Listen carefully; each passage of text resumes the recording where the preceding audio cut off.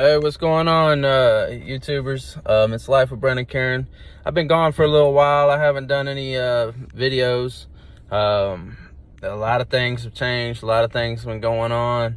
I've actually been down out of driving for a couple weeks now. It's been pretty rough. So pretty much what happened is the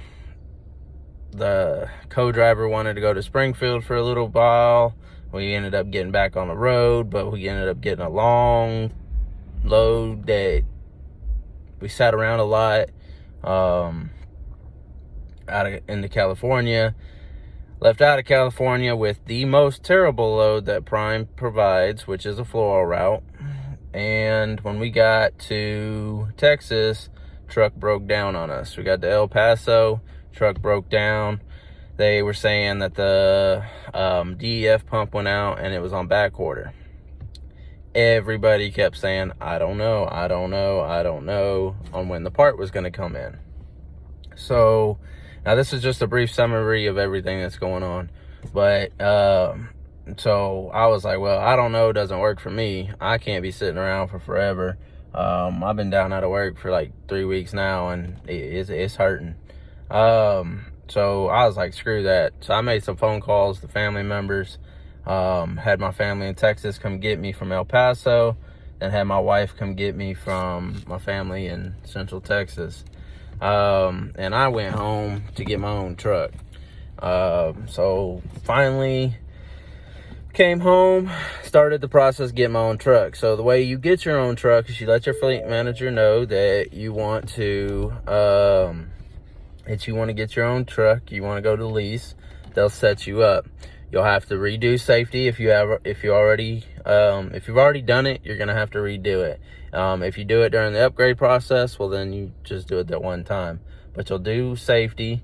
Then you go home. You do some more CBTs. You got like 10 or 12 CBTs, 3 lease tests. They say they're a lease test, but you can retake them until you pass them. Just to let you know, don't get freaked out by the word test. So you'll do those CBTs. Once you get those CBTs, then they will set you up for, then you'll go to the slingshot class. The slingshot class is in the Z building all the way down in the basement. And you come out of the elevator and it's the classroom straight across. You go down there, it's like from 8 a.m. to 10:30 a.m. is what it is. And it's a business class. It's about how to run your expenses and your profit and loss and all that stuff.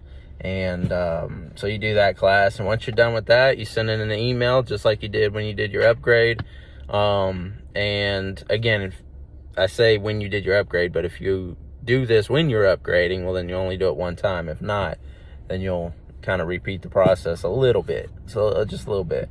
So anyways, you get done with that, and then they'll email you back and say, all right, you're on a list. So you go on a list.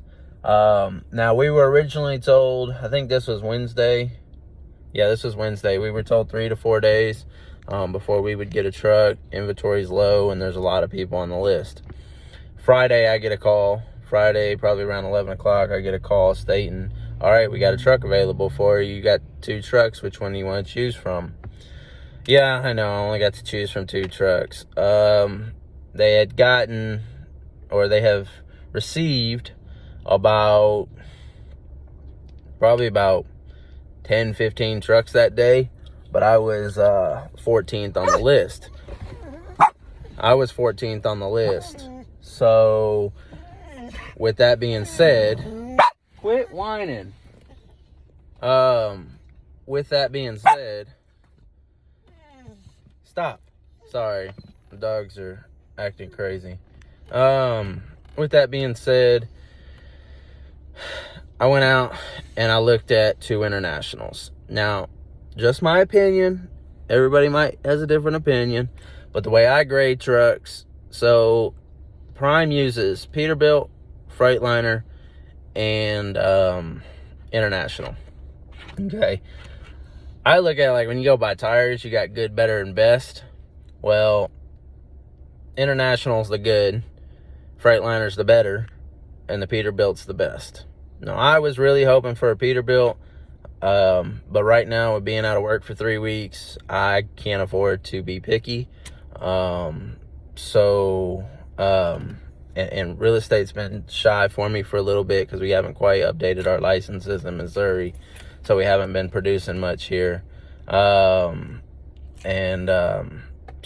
money's a little tight right now. So I had to get rolling. So I was like, well, it was 2 short leases, I think till like September and October. I was like, well, give me the October one and I'll come look at it. So you go up to the lease office, which is in the Z building, and you let them know that you're there. That you're gonna go look at the truck. They'll give you an alarm code. Okay, you go out there, keys are already in the truck. You just get the alarm code from lease, and then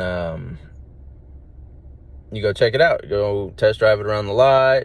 Go do pre-trip, just kind of look at everything, see if it's something you like. You don't have to take it if you don't want to. That first, I took a gray International. That was a piece of garbage. And whoever had that truck, I hope they didn't get no money back. That was man, you started it, everything inside that thing started rattling. The oil pressure stayed pinged out. I mean, it was crazy. It was there was huge gashes in all the like cabinets, and I mean it was dirty. It was crazy. I can go down the list on the things that were wrong with that truck. And so I walked inside. I didn't even really test drive that. I started it up and pretty much shut it right back down, just because I just judging the book by the cover, I mean, it was a piece of garbage. I mean, as soon as you started it, it sounded like it was gonna fall apart. And so I took it, I went back inside and I said, I'm not taking that truck. I don't care if I gotta get back on the road or not. I'm not taking that.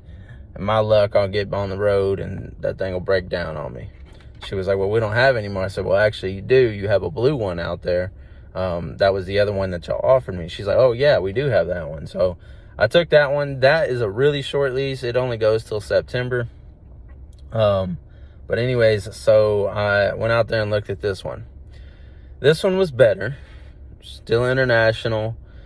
Still not excited about it, but it was nicer. And it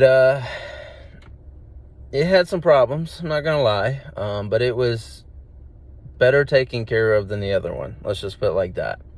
I got to get on the road. I can't be too picky. So what I did is I drove it around, made sure everything was good, at least driving wise, starting up, all the buttons work, stuff like that.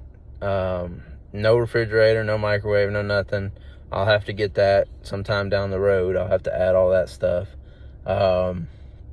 But so I go inside and you let them know that, yeah, you want it. They send you a contract, but you don't have to sign the contract immediately. They're gonna send it to you in your email. You don't have to sign it until you are pretty much done with your inspection. They're gonna hand you a packet.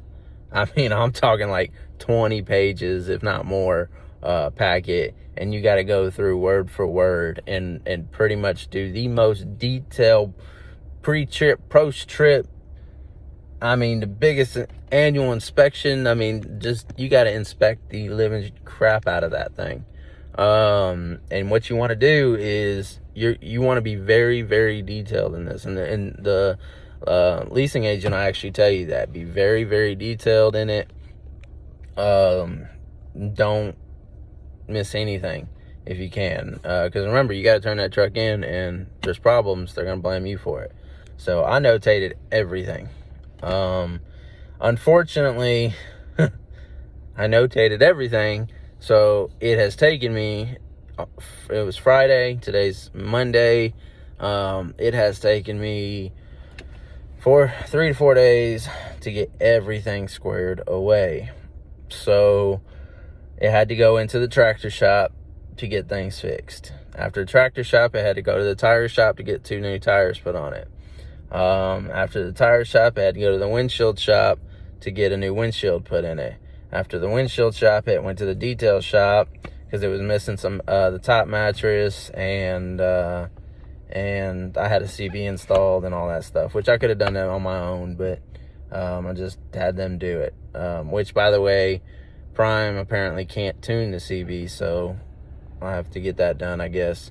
But yeah, so it went to detail shop. Well, then there's a supply list. If you don't already have your own truck and you're not already moving your stuff over, as you know, as they teach in all their stuff, in all their trainings, you always want to have extras. You want to have an extra key, you want to have extra oil, fluid, antifreeze, washer fluid, wiper blades, headlights, stuff you got to get from the parts department. Then you go to company store, you got to get detention stamp, you got to get your locks, your large lock, your cuff locks, your stuff like that, and Atlas, jumper cables, stuff like that. If you're new to this industry, this is all stuff you're going to have to get.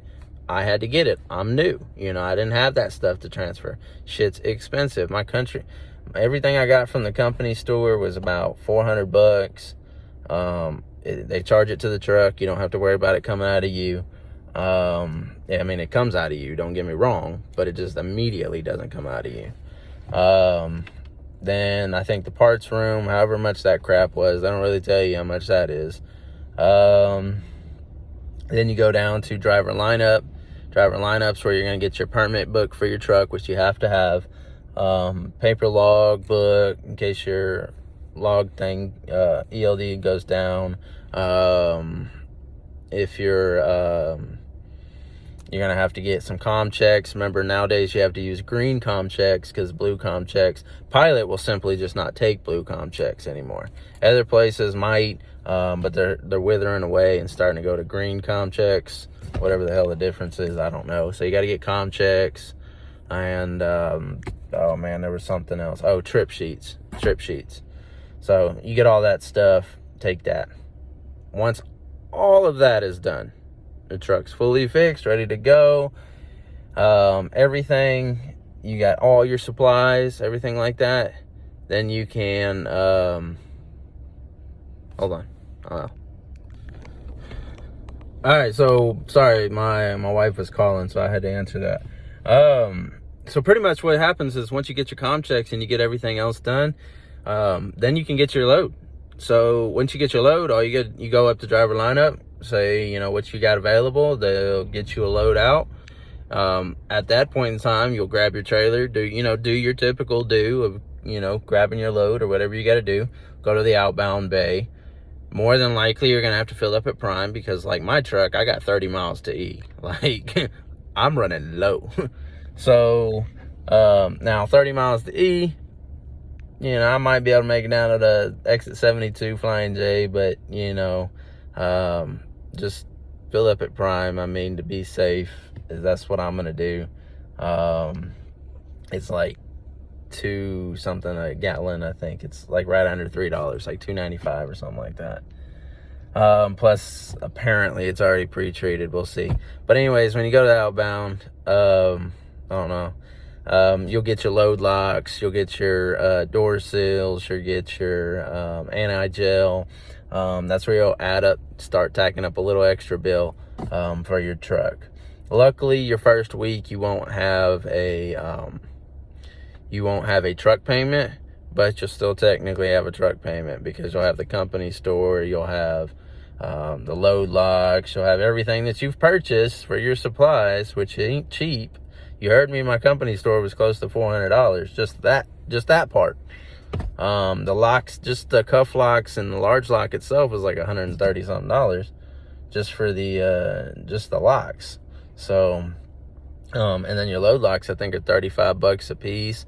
Anti-gel, that ain't cheap. So, I'm probably gonna have close to $700 to $1,000 in probably supplies that I'm gonna have to pay for this week. So, it is what it is. But I got a truck. I'm rolling. Hopefully I'll be able to do a lot more videos.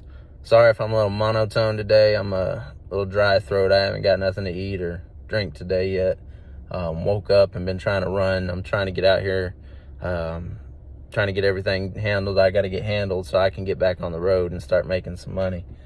So anyways, guys, y'all take care. I just want to let y'all know that I'm back. There's been a lot going on. This is a very short summary. I was going to do this into 2 videos. I just have not had a chance to do a video. I've been running, trying to get all this taken care of, and trying to get back on the road.